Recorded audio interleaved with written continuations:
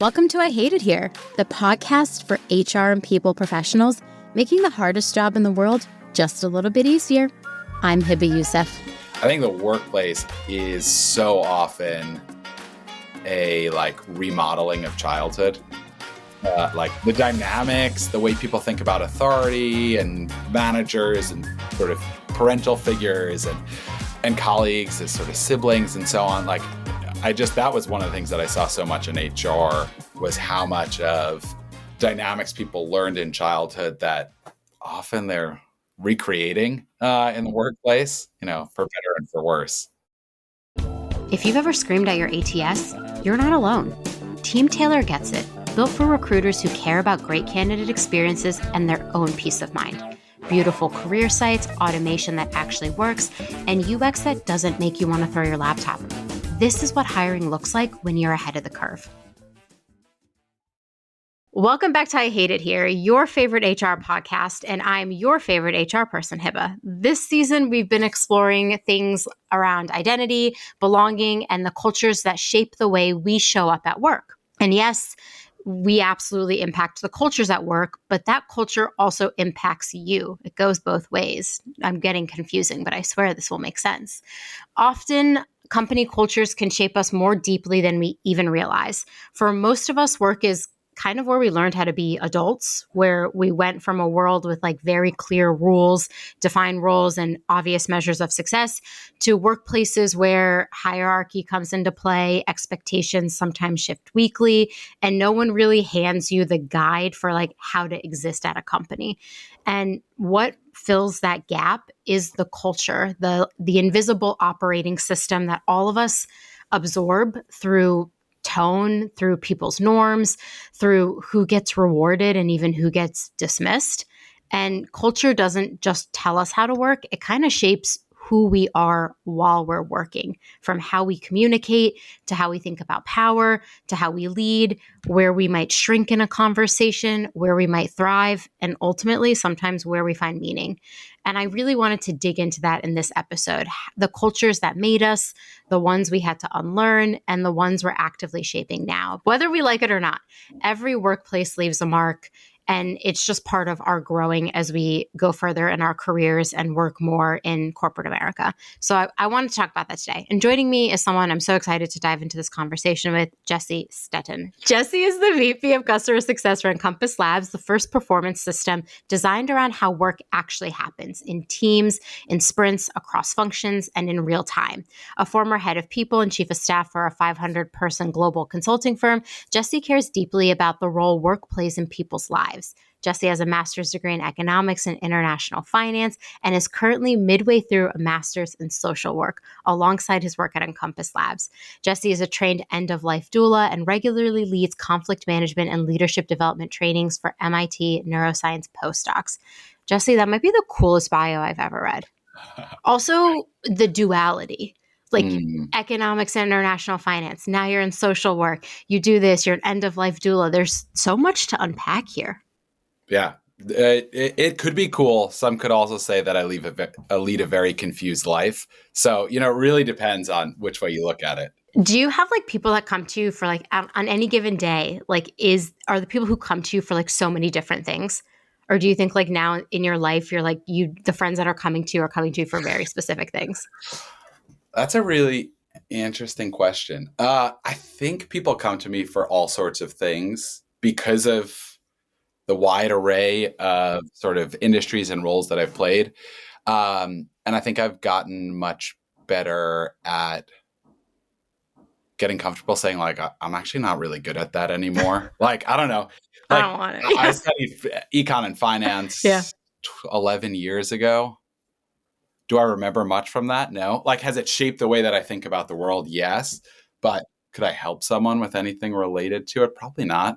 I have a friend who worked on a trading floor 10 years ago, and I still ask him questions about stocks all the time. And he's like, why do you do this? And I'm like, I don't know. You were on a trading floor. I thought this was a thing you can help me with. And he's like, just stop whatever you're doing. Because I'm always like, should I short a stock? And he's like, please don't do this. He's literally just don't do this right now. And I'm like, okay, never mind. Last question before we dig into our episode, though. End of life doula. Tell me more. How did you end up doing that? Yeah. I'd learned about, so the end of life doula sort of practice, I guess, is relatively young. So started just about 25 years ago, really inspired, I think, by two movements. So one is what's more commonly known, the sort of birth doula movement, and the other being advances in perspectives on hospice care and palliative care, which is also relatively young. So hospice has only been around for, I think, like 50, 60 years, which as like a practice in healthcare is really quite young.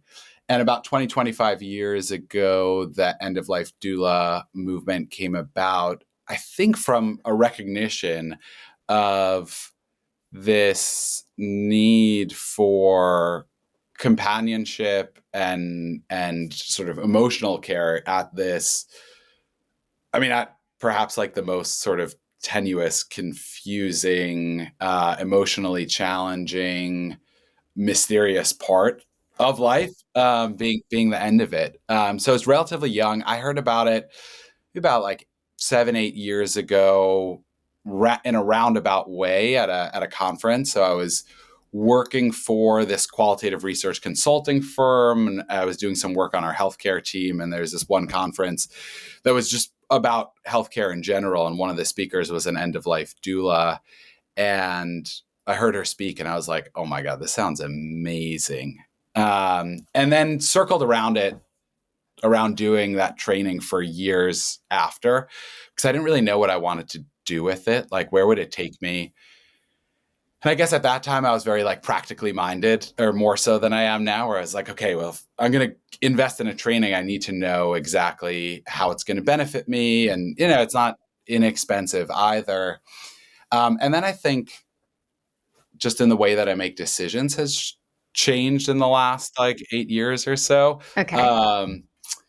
You did say this was the last question, so I I see. did say it's less. I know. I'm like, tell me more. Well, we'll Yeah, get to maybe we'll get to decision making later, but I mean, like, it's just so cool. I had never heard of that, and I mean, I imagine that part of your life when people are transitioning from this earth, I think, is like the most unknown thing anyone has to deal with. We just don't know, right?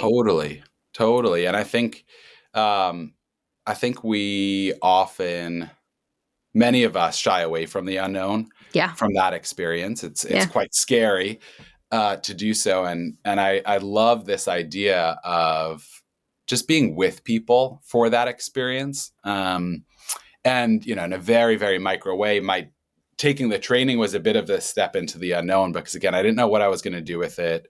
It didn't really fit into other parts of my life, but it was something that I kept coming back to. And so I figured, if I keep coming back to wanting to do this, I think maybe I should just do the thing and then see where it takes me after, and see what opportunities it brings up. So yeah, it was an amazing training.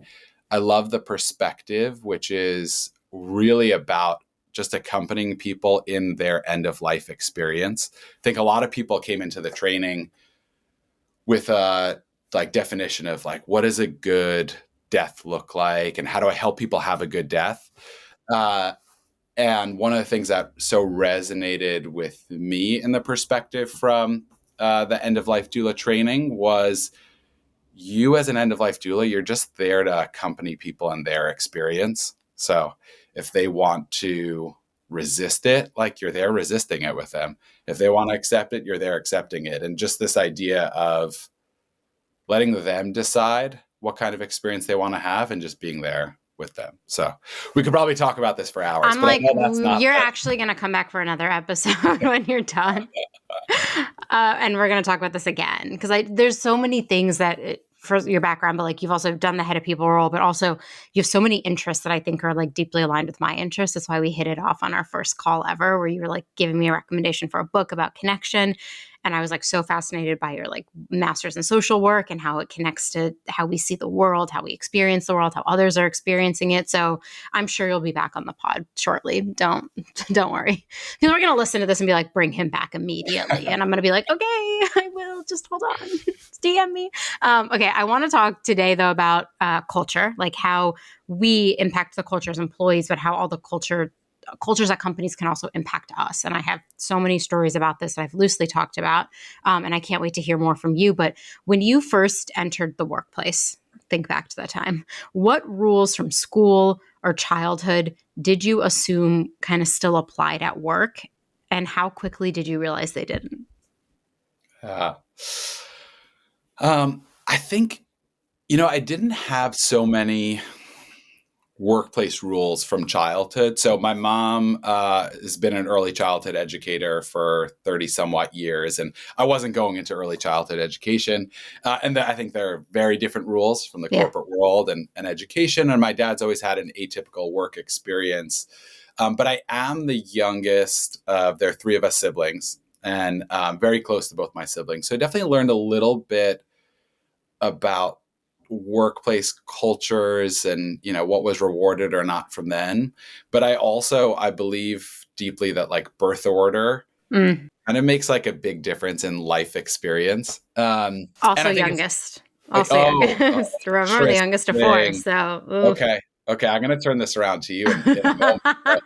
Because I think my experience of being the youngest of three is I got really good at observing and learning. And I took the role, and I know youngest can have different flavors, but I took the role of like, let me just sit back and see, well, if someone does this, like what then happens and what happens to that dynamic and that dynamic. And I think that's what I took most from childhood that I brought into the workplace actually was starting in every role that I've had, like really as an attuned observer as to like what's happening here between people, what's getting rewarded, what's getting recognized, what's challenging in both like good and bad ways. And then what role, like where do I fit into this mix? Because I feel like that's what it was as childhood, like as the youngest at three, it's like, okay, where do I fit into it? But what was the age difference between you and your siblings? We're like 2.5 years apart. So my sister's 2.5 years older than I am, and then brother a couple of years older. Yeah. So I think this is so different because I think this will explain that I have the exact opposite kind of entrance in the workplace where I was like, I must stand out because I'm the youngest of four, but my siblings are 11, 10, and 7 years older than me. So I feel like a lot of my childhood was about seeking attention. And my sister will tell you, I got it, but I actively sought it out. And now it's funny that I do this job. That's like I'm on a stage, I speak, I'm in a video. Like it's not, it's funny, but it's like not funny that I do this job. Like clearly I'm seeking someone to pay attention to me, which is like deep childhood stuff. But I think clearly it's working. Yeah. I mean, I guess so. I did drama in middle school, but I was like not the lead actress and I was not very good at it. Like to be clear, but it was like not really. Yeah, I did like we did Hello Dolly, A Christmas Carol. My mom thought it was so weird that I was like so into drama club. And then I sang in like our choir, but never any leads either because I'm not that good of a singer.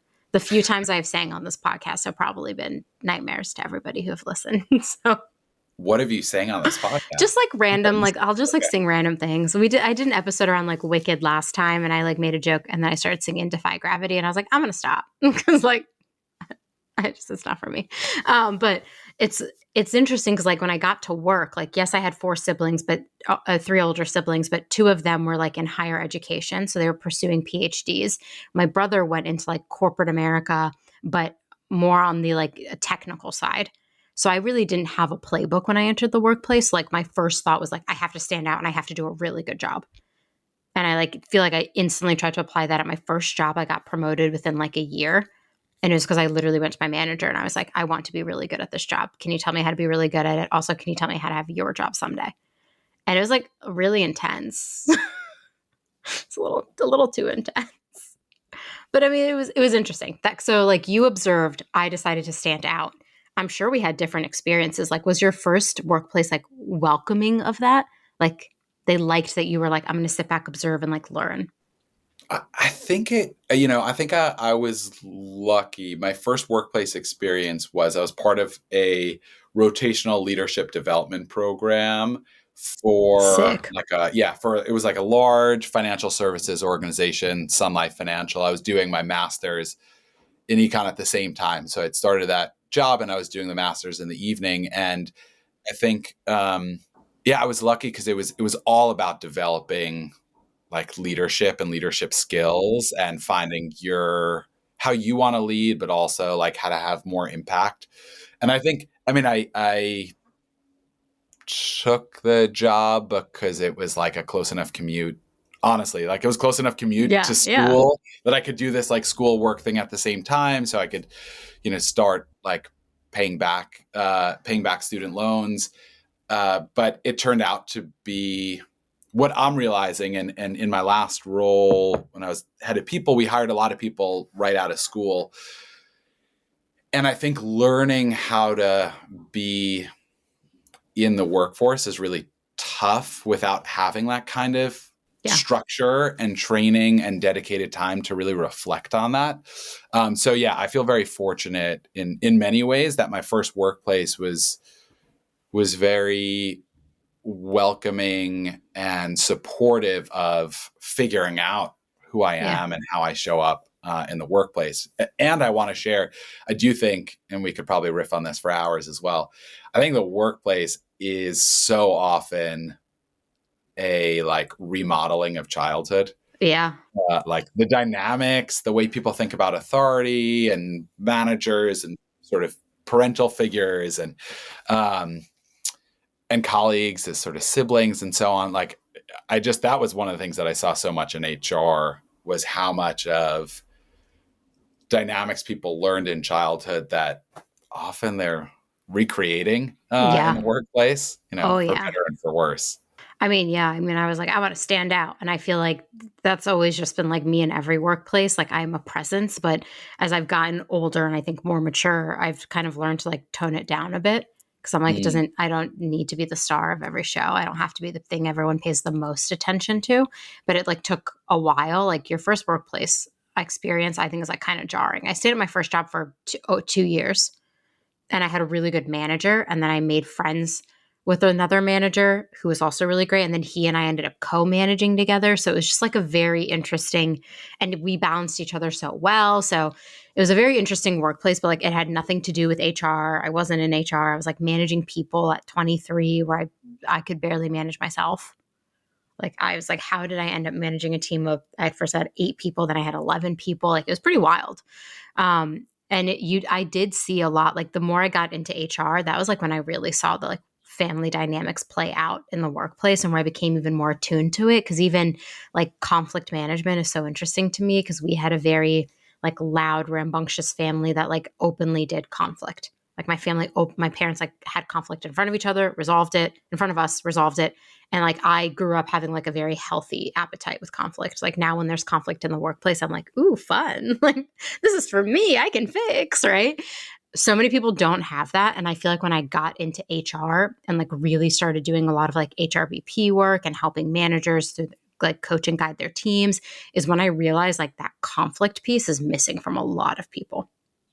So I think like my early career, I like barely understood anything about HR and I wasn't even in HR, but I still was like figuring out myself. And then when I got into HR was really when I started to look around and be like, oh, like I watch a lot of the dynamics in the world are playing out here. And I think it's so interesting when you think of like things like authority or belonging or like your voice, like in your first workplace and when you were doing that leadership rotation, like what did you learn about things like authority or belonging? Hmm. Yeah, I think they so it was like a big corporate setting. And I think with that, there was definitely like very clear lines of authority. Like it was the Oh, yeah. exact opposite of the startup experience I've had since then, where it's Yeah. like, oh, you could, yeah, I don't know. In the startup I worked for, I was like 24 and managing a team of 10 and so on. And like this was not that experience. So it was sort of traditional in terms of nature of like authority. Yeah. Like it was very clear who your boss was and who your boss's boss was and your boss's boss's boss's boss's boss. Yeah. In this like real, I don't know, very sort of traditional like lineage Yes. framework.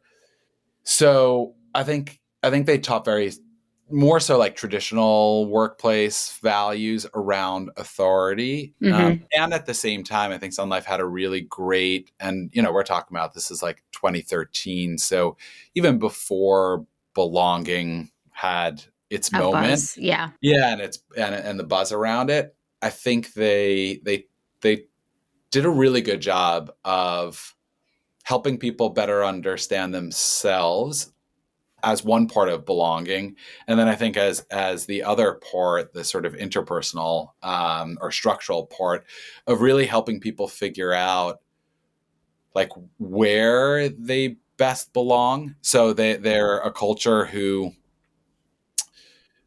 I think retains a lot of talent, and there's a lot of internal mobility. And I think that can be a sign of a culture that really cares about belonging, of this understanding of like, yeah, we're hiring you and you'll be in a role and maybe that role isn't the right fit, but there are other places that we can find, we could find roles that really fit with your strengths and your weaknesses and so on. So I think it was actually like I really appreciated sort of prepping for this and thinking about that, because like I hadn't thought about that experience in so long. Yeah. And I Right. actually, feel like a lot of gratitude toward having that be a first experience in the workplace, because it was, quite a positive model, I It think. could have been so bad. So like Yeah. my first workplace was good. I wouldn't say great, but it was really the time where like you're right, we weren't talking about things like belonging or culture. It was like show up, do your job, here's your manager, get a promotion, you get to become a manager. Don't piss anyone off. Don't do anything inappropriate. That was like really what I remember from my first workplace. And I got really lucky because I ended up having a boss who kind of had like a similar upbringing as me and was like deeply invested in my professional growth. Like obviously she knew I wanted to do a good job and it made her job easier if the team was doing a good job. So I got that. But authority, I've there's a funny joke between me and my best friend. The first time we traveled internationally together, we like did a backpacking trip for 3 weeks through Europe, and we like stayed at hostels, like really really fun, like backpacking style trip. But when we took off from our trip, we took off from like London. I was like there for a training, and then from there we like went all over Europe. And we're in London and we're leaving, and we're going through security. And I just have my backpack and like a little purse because we're backpacking. So I was like, I can do this. I can live out of backpack for 3 weeks. I was very proud of myself. But we're going through security, and we're in Gatwick. I will never forget this. It's an airport in London, and they're like, your liquids need to be in a liquids bag. And I was like, what? And they're like, all of your liquids need to be in a liquids bag. And I was like, I don't understand what you mean. It's like 4 a.m. We're about to like take a bus for like 3 hours. Like, you know what I mean? Like, I'm so out of it. And my friend is behind me and she's like, what do you mean your stuff's not in a liquids bag? And she like pulls out her like quart size liquid bag, and like everything is like perfectly in there labeled. Like, she's like, what do you mean you're not doing this? And I was like, I fly all the time. I've never put my shit in a liquids bag. Like, what? And they like hand me the liquids bag and they're like, your liquids all need to fit in here. And I was like, I can't throw away my flow days. Like, I was like so distraught at like 4 a.m. at this airport. And we get through security, and my best friend just like looks me dead in the eye and goes, you have a delusional relationship with authority. And I like, to this day, it's like a joke she and I still have, because I feel like my first workplace taught me so much about authority, but I almost developed this like somewhat delusional relationship with it, where like I don't really like authority. I don't really like being told what to do. And I think it comes back to like being the youngest of 4, feeling like I had 2 parents and then an additional 3 parents trying to tell me what to do at any given time. My siblings still kind of treat me like I'm 12 years old sometimes. And I'm like, hello, I'm an adult. I run things. I run a lot of things.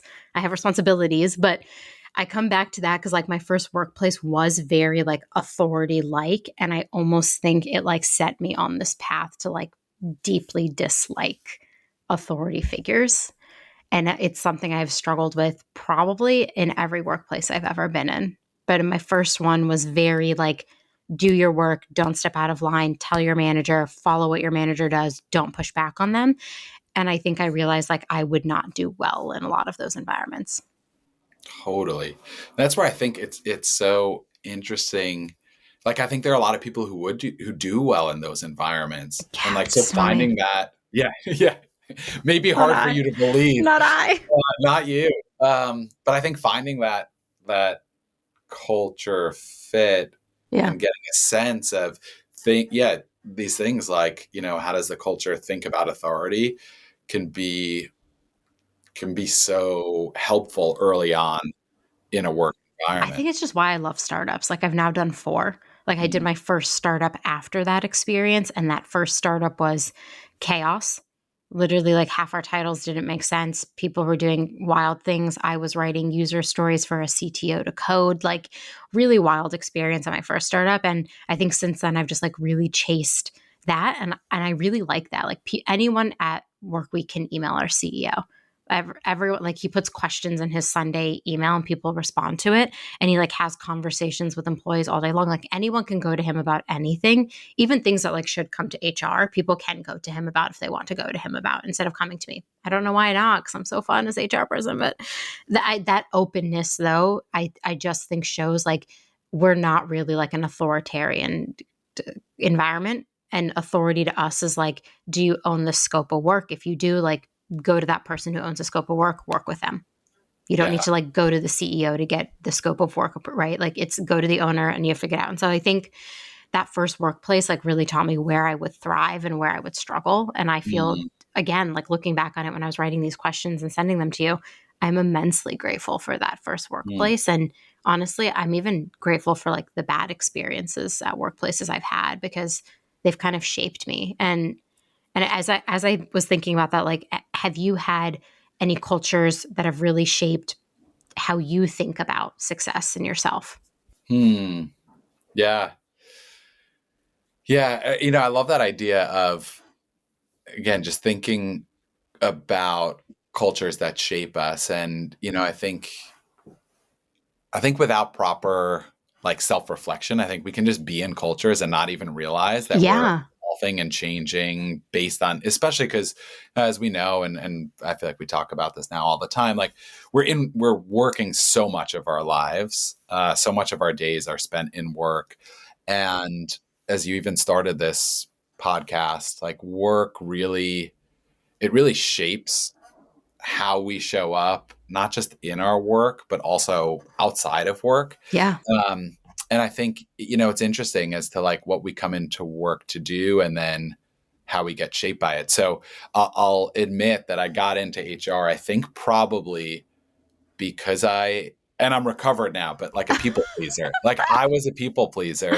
Ah, And that's what brought me into HR. I was like, oh, I could be in this role where I could just like help like make employees happy. And that was like a big sense of purpose wow. in getting into HR in the first place. And again, I now feel there are moments where that'll come up again, but like have worked through that enough to have that not be the way in which I orient toward myself and others and the workplace.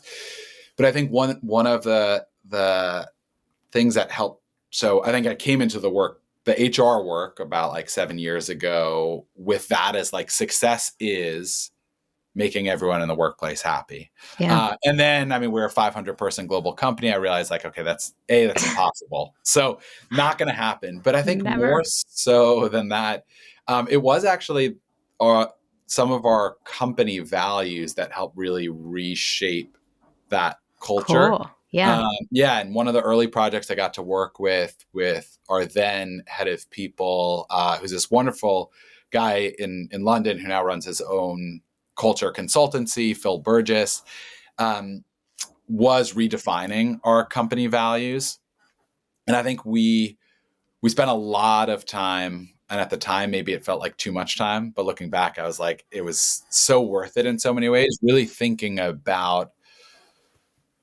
how we want to define our values, both in terms of like what they are and also kind of putting like limits to them as well. So Mm, like, what do they not mean? Because I think any value taken to an extreme can be detrimental. for sure. Oh, yeah.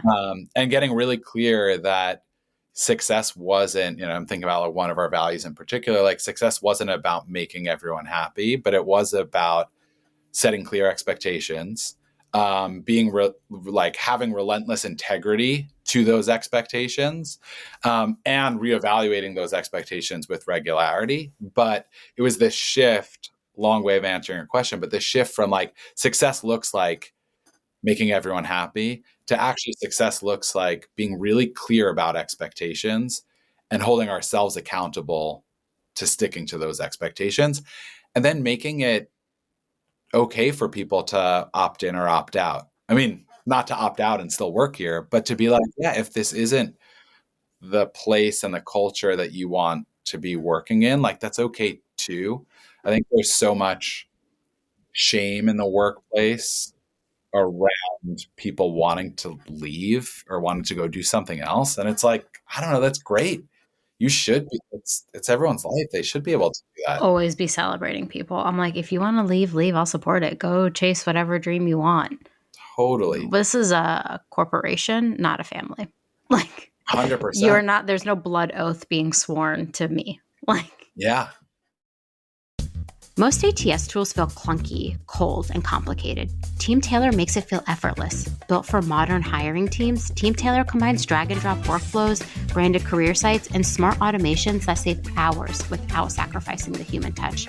Because every candidate interaction, yes, even those rejection emails, shape your employer brand. Team Tailor helps you make those moments count. It's why brands like Oatly, Five Guys, and Happy Socks trust Team Tailor to turn hiring into a seamless brand experience that candidates remember for all the right reasons. Hiring should be simple, fun, and effective, and Team Tailor makes it all possible. It just like always makes me laugh because I'm just like, why would anyone be mad about that? Success in different workplaces has been so fascinating to me because it's like looked so different depending on where you are. And I think that is something I've also really struggled with. Like I had one environment where like success was consensus. Everybody had to agree with the thing that you were trying to do. And it drove me bonkers because I don't think I'm a people pleaser. I think I'm the opposite. I'm an aspiring people pleaser. Like I just don't give a fuck.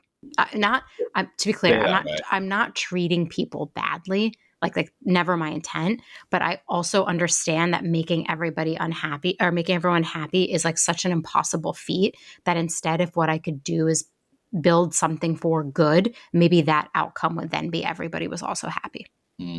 Totally. I wish I met you 10 years ago, Hiba. I just never gave a fuck. From a lot of strife, a lot of people pleasing strife.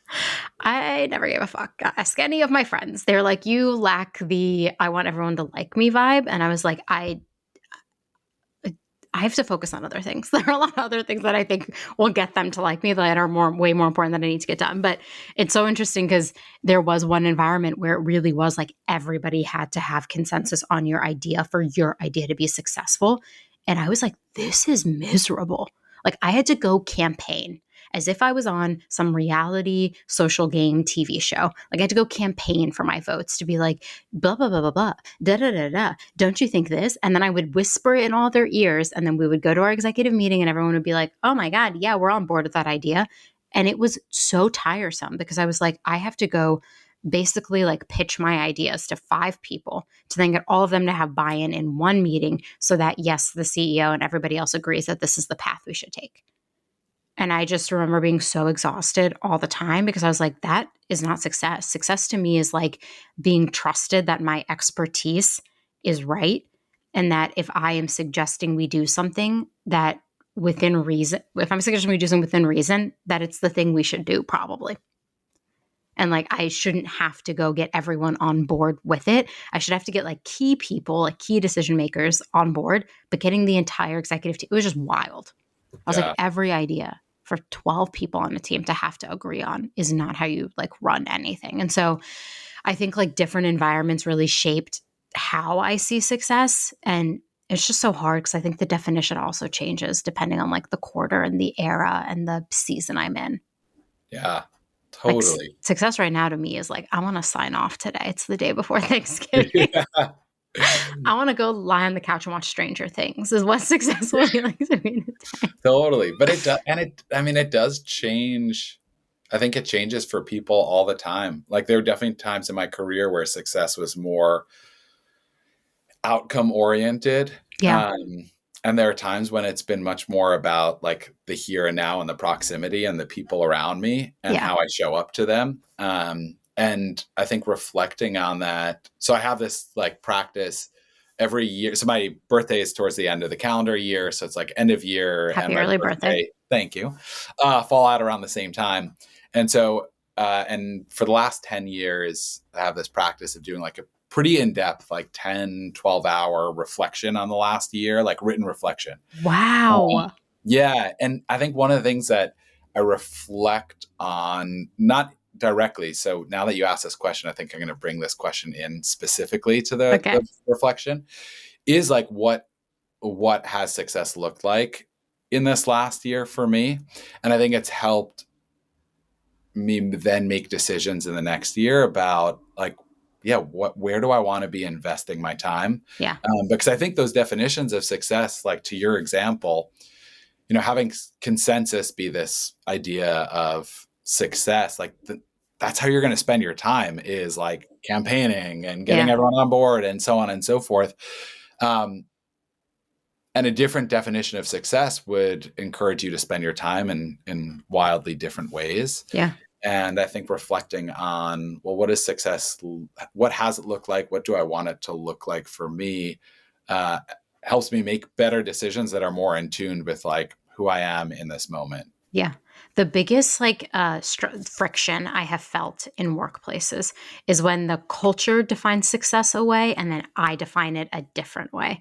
I just don't think I do well in when the values are not aligned with my values. And like that definition of success, like I've worked places where success was cutthroat. You have to like burn bridges, fuck people over, be nasty to your counterparts to get your ideas won. And I was like, I do not belong here. Like I'm not in the mood of, I'm not the Hunger Games of success. Like that's just not my style. I mean, the other side is like everyone consensus, also not my style. So I think like it's interesting where I have felt the most like discomfort in environments is really when I feel that rub of a values mismatch. And it's been so interesting looking at like the current market right now. The job market is not good, right? I'm not telling anybody like, hey, if your values don't align, like quit your job, because the reality is it's going to be really hard to find another job. And we've all like, I have stayed in environments far out, like out past my welcome. I've outstayed my welcome, whatever that phrase is. Like I was thinking about that here because like we're talking a lot about like what the cultures have taught us, like true, like what we bring to the table, the cultures have taught us, like, but have you ever had to stay in an environment like that you just really felt like you didn't belong in, couldn't work well in, even one that maybe you couldn't change? Yeah. I think in my early career, I I mean, I worked in finance in my early career, and I feel like I sort of stumbled my way into that. I mean, I did this program in econ finance. I was really more focused on behavioral economics, and I was always really interested in like decision making side of things. But then the sort of natural path from the school was to work in finance, and there really was this rub around the sort of values of finance and my values. You don't give me finance bro energy, Jesse. That's why we get along. That's To be clear. it's true, but there was a time where I was wearing like three-piece suits every day because that's what I know. I find it so hard to believe. Like now, I can't remember the last time I put on a suit. But there was a different chapter in life, and it was hard. And I don't think I was in my early 20s, and I don't think I knew myself Yeah. enough to even like recognize and then name that that's what was going on. Yeah. But it felt like I don't know, I was putting on shoes that were like a half size too small. And I was like, I could wear this. But at the end of the day, like my feet hurt. Yeah. And I didn't know myself. I didn't know the world of work well enough to connect to that. And I think, one of the things that I now do when we hire folks at Encompass, and we did this at C Space where I was before, is actually having people go through an exercise where it's like a card sorting exercise Cool. where they get to come up with like, what are their top 5 values? And then early on, like a few months into them starting, they get to rate like what % of that value is being met in the workplace and not, and have that conversation with their manager. And sometimes that, sometimes that leads to like, okay, my values aren't really being met, or there's a little alignment, but I'm going to keep this job anyway, because whatever reason, in work, the environment's not great, the job market's not great, or there's still value to be had here. But even that recognition of that misalignment, I feel like is so helpful. And then to be able to have that open conversation with a manager of like, yeah, here's what I value. Here's my experience of work. Is there alignment? Is there not? And is there anything we can do about it? But yeah, so I had that experience. I don't think it took me a while to recognize that was the experience I was having. Yeah, I think it's so rare to get to have that conversation with your manager if you're able to. Like, I don't think I've ever been able to have it with a manager. I've had it with my direct reports because that's the kind of manager I am. I'm like, if you don't like this, I will find something else for you to like. I will introduce you to the next person. I will send you a role. Like, I will do whatever. And I've been really lucky that when direct reports have left me, a lot of them have left on their own terms. And so it's been like the right move for them. And they've like had my buy-in that they would even leave. And not that they need my buy-in, but like that's the kind of relationship we had. But I've definitely stayed at organizations out of just like fear of what else was out there too. And just like not having the guts to make a move. The market was different then. I think now if I was in an environment I really hated, I would stay until I found another job because it's so hard right now. And I just have so much empathy for people. Like not everybody, like I would say out of all the workplaces I've worked at, like I've worked at 2 good ones, 2 ones that I would say I would go back to. The rest of them, I'd be like, absolutely not.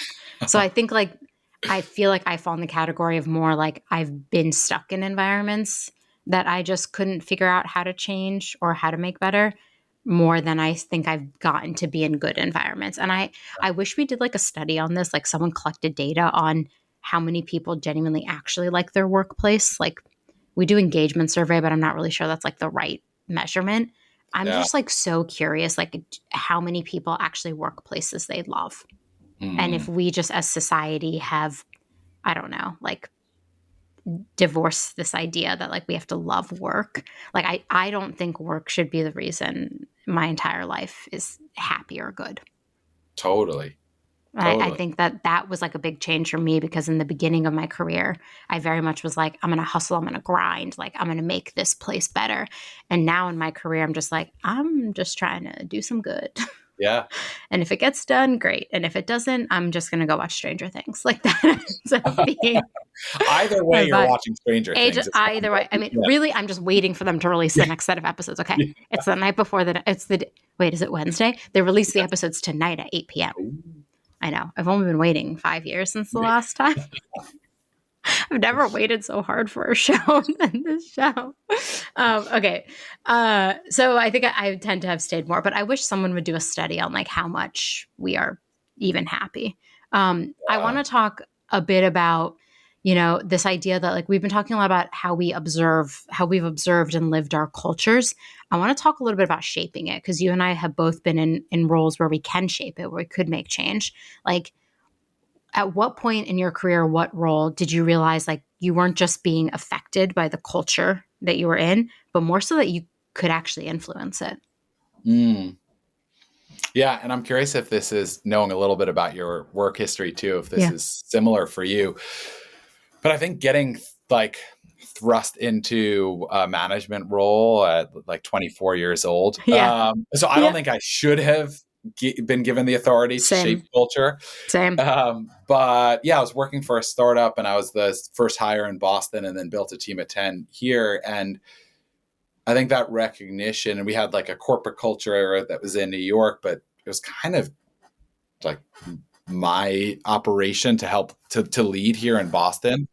And I think that was, and again, I probably wasn't emotionally mature enough to step into that role, but was in it and had this recognition of like, oh, whoa, I actually have the responsibility and some of the power to shape how this thing works and how we work as a group together.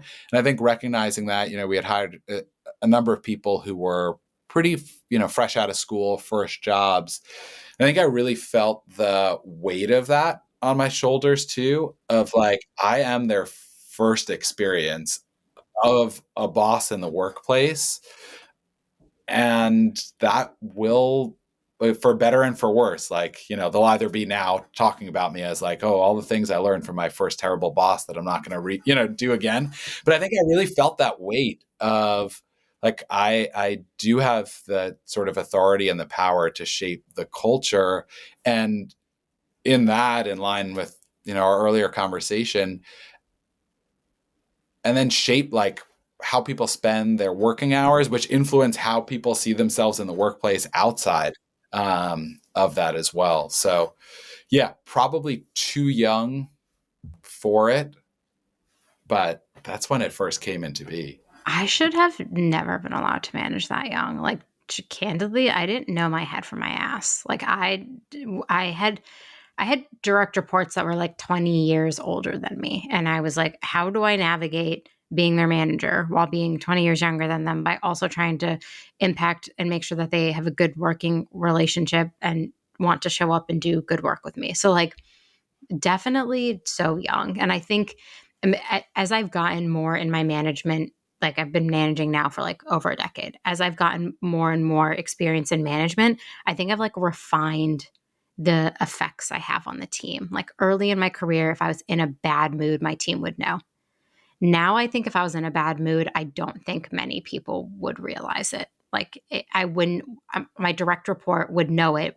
She and I just did an episode together 2 episodes ago where she got to interview me, which was just so fascinating. But I mean, she's attuned to my moods because I'll just say like, I'm not in a good mood today. But I think like 10 years ago, I would have made it impact everyone around me. Now I'm like, that's not the case because I'm realizing that like I have such an influence as the manager, right? And I think even going from like not in HR to in HR, shaping culture while being in HR is so wild.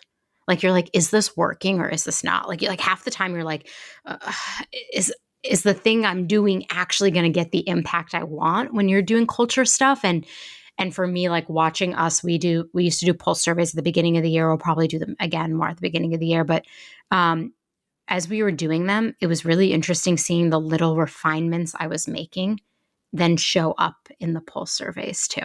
And that was like kind of cool because it's like a thing that it takes a long time to like move and shape a culture. I think changing our team culture a bit easier. Changing an organizational culture is like a nightmare half the time. And so, like, when I stepped into HR, I was like, this is my chance. I can actually impact this nebulous thing. But what I also have learned is that it takes so much time sometimes.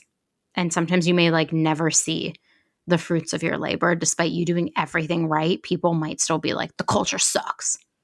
And you're like, fuck, Yeah. I'm Well, trying. it's such a complex system. Like because we are only one person, even with Yeah. authority, like culture might be at times set by leadership, but it's Yeah. really driven throughout an It's entire our organization. behaviors. It's what people do when you don't tell them how to behave. Or as I like to tell my CEO, it's like all the worst parts of leadership's DNA, all the worst Mm, characteristics and behaviors, I actually think that ends up melding into the culture in a way that is like really uncomfortable to also discuss. yeah. Because you're like, I don't want the employee's bad behavior to also be like the CEO's bad behavior. Like my ideal would be no one behaves badly, obviously. But no, it's like we don't want people to end up having these negative experiences at work, being negatively shaped by the culture simply because one person has this character trait that somehow ingrained itself in the DNA of the company.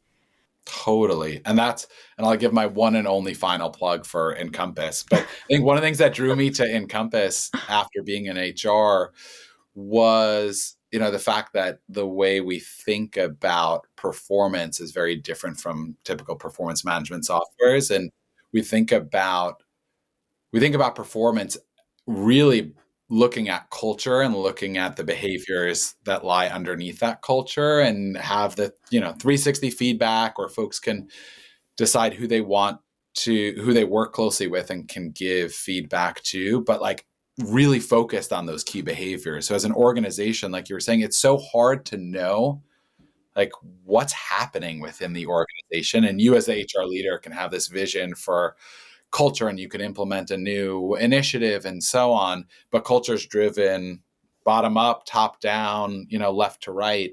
And to be able to finally have a sense of what's actually happening and in which pockets are the behaviors, the CEO's best behavior showing up and the worst behavior showing up. Has been really cool to be a part of. That's it. Yeah, I love that. That was a good plug. It's a good plug. It's a good plug. I love that you bring that up though, because you're so right. Like there are things that could be shaping, like this whole episode we've been talking about the things that have shaped you and I, the cultures that have shaped you and I, and how we think about the world, our experience, our perspective, our authority, all these things. Imagine how scary it is as an HR person to not know that there are things in your environment that are deeply affecting your employees and how they view all those things. Like my worst fear is somebody works somewhere where I'm the head of HR, and then it negatively impacts them and it makes them leave and go to a different environment where they question everything about themselves, where they question like, are my ideas even good? Am I smart? Am I worthy of good feedback? Like that breaks my heart. And like half the time there's so many things happening at organizations that we as HR like don't have any awareness of, because we simply like, it would be impossible for us to know. And so I like the idea that the take that Encompass Labs has on performance management is not just like rate yourself. Like it's more about like, what's the impact you're having across the org? How are other people interacting with you? These like intangibles that can be very tangible, but that traditional performance management hasn't let that be a thing. Totally. And I think ideally, and it's hard, but ideally, there's the culture between HR and the business where folks feel like they can come to HR early and raise something like, hey, this is my experience. And, I think one of the things that I felt really lucky to work on in my old company with a colleague of mine, Andrea Evans, who's brilliant in so many ways, but we got really interested in like emotions, like very deeply, and like what are emotions on like a philosophical level, and then practically, and how do they show up in the workplace. And we built this like year and a half long training on emotional granularity. So on helping employees really understand with specificity, like how are they feeling, and then be able to communicate that with specificity as well.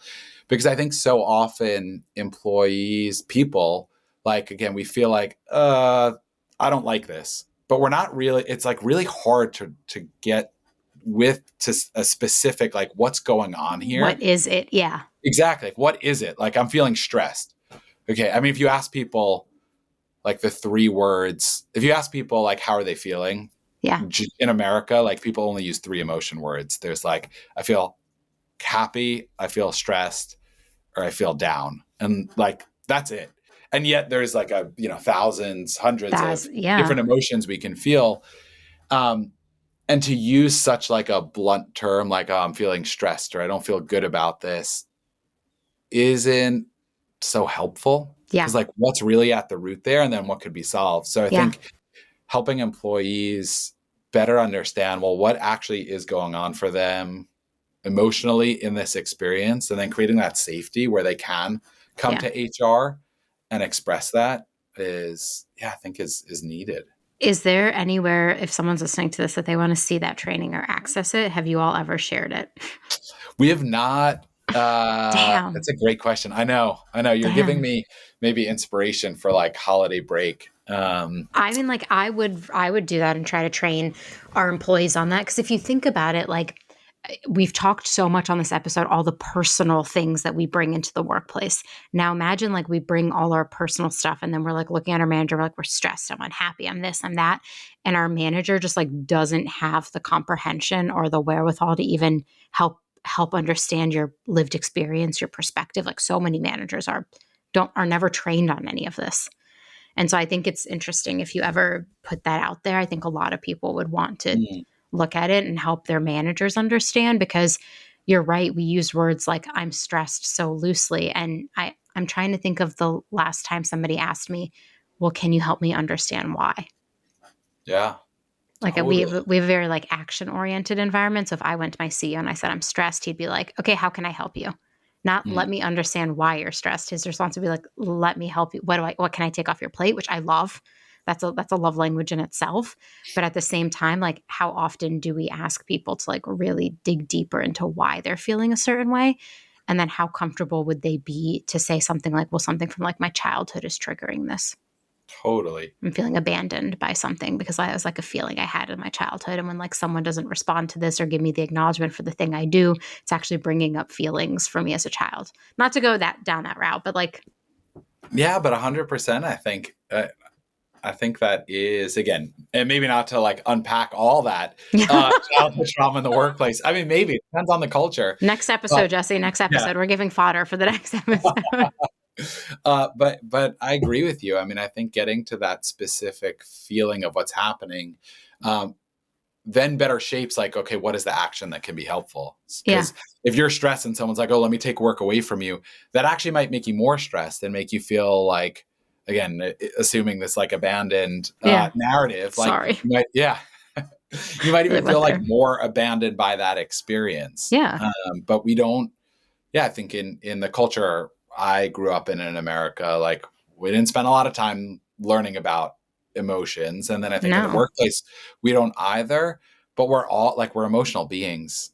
Like we bring our whole selves to work, whether we say that we are or we're not, like we're there. We might be like pushing things down, but emotional is a word I would absolutely use to describe me. I'm like intense. Like I have the very high highs and the very low lows. And it's always, I'm never just like medium. I'm always like, nope, I'm either this or that. And it's intense and I have emotion. But I mean, it's just a thing. You're right. Like we all bring that into the workplace. If you could redesign how people socialize in the workplace, big ass loaded question, what would you change first? I think it would be this thing about emotions in the workplace. I think it would be that recognition. I think feel it's like a great answer. You knew I was going to say that. I was like, after you started talking about it, I was like, oh my God, but this would actually change how we all socialized in the workplace. Because for so often we're just like, so-and-so doesn't like me, or so-and-so's mad at me, or so-and-so has an attitude about this thing, or so-and-so. And I mean, the emotion thing is so fascinating to me. Yeah. Yeah. I think there's a socialization of the recognition that like we are complex emotional beings and we are bringing that to the workplace, whether or not we share it in that way or we try and like mask it in what's seen to be appropriate for the corporate world, which often like isn't very appropriate either. It's like taking our shit out on other people, which is, I think like damaging and inappropriate in its own right. But I think it starts with that recognition of you are you, and you're going to bring that whole you to work. And that doesn't mean like you need to, show up. Like I think there still is the context of like what's appropriate and what's not appropriate for a workplace. But I think sort of splitting ourselves into like these emotional selves that exist outside of the workplace, and then these like highly rational, we're not influenced by other people in any meaningful way in the workplace, is like quite damaging and isn't even true to experience. So I think if we could socialize people to be more comfortable with that, and as part of it to actually get sort of trained or learn about their emotions and how they show up and be able to communicate that, I think work would be a better place to be. For sure. I would love that, because there's so many issues that I run into every day where I'm just like, oh, not this again. Yeah. Let me put on my light therapist hat to help people understand emotions in the workplace and how they show up and what this means. And they're not mad at you. So, I mean, I feel that very deeply. We have so much fodder for a future episode. So I hope you will be coming back. For people who are listening to this episode and want to get in touch with you, what's the best way to reach you? Everyone always says LinkedIn, but if you have a different way, please tell me. Oh, I was going to say LinkedIn. There you go. It's fine. Okay, it's LinkedIn. Yeah, LinkedIn's the best way. I have to stop asking this question. Yeah. I wish there were a better way than LinkedIn. Yeah, me too. LinkedIn. I know that seems like such a lame identity to be like, oh, you could reach me on LinkedIn. You get but I try and be off all social media. I'm working on being off of LinkedIn as well, but I will check for anyone. If anyone is at all interested in connecting. LinkedIn is probably the central source. Well, this has been so fun. When are you done with your master's in social work? When is that happening? Yeah, I have 1.5 years to go. Okay. So I've got 2 final papers to write over Thanksgiving. Oh. And then 1.5 years to go. There. Wow. Well, this is so exciting. I can't wait to have you back on and discuss all the things you've been working on and doing. Like, you are just such a fascinating person to me. Truly one of the most fascinating people I've met in the last few years. Like, your recommendations have always been spot on, and you have such great insight, and you've done such a vast amount of things that I'm sure shape how you see the world and encounter problems. So it's always fun talking to you. Thank you. That's very kind. Thank you for being here. This has been great. Thanks for tuning in. Keep up with all the latest HR resources by subscribing on Apple, Spotify, Google, or wherever you listen. And if you love I Hate It Here, tell an HR friend. I'll see you next time.